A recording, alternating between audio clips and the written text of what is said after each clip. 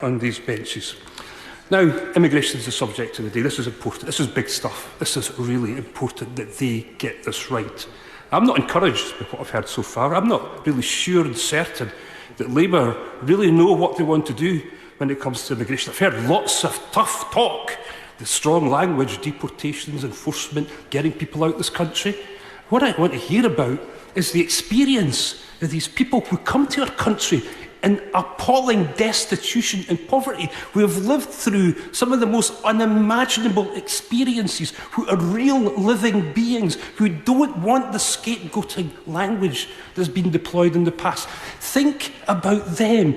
Explain to us the safe and legal routes, how people could get to this country.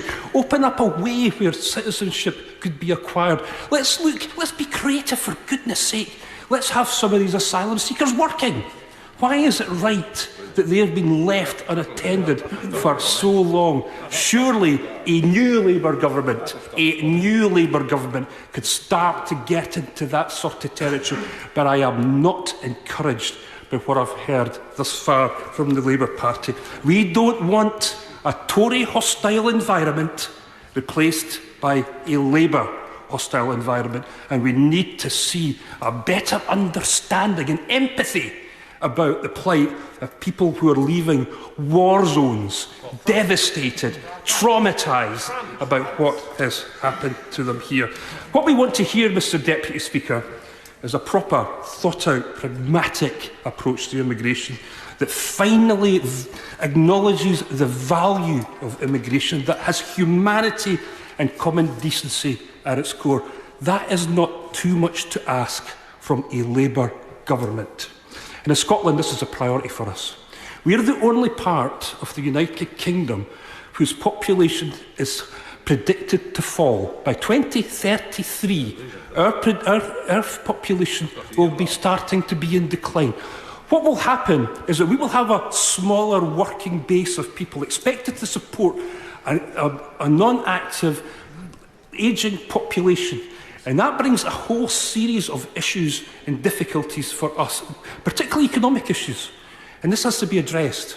And also when it comes to making sure that our public services are staffed, such as a situation and condition, that if every school leaver went into social care in Scotland next year, there still would be enough people to cover the places that are required.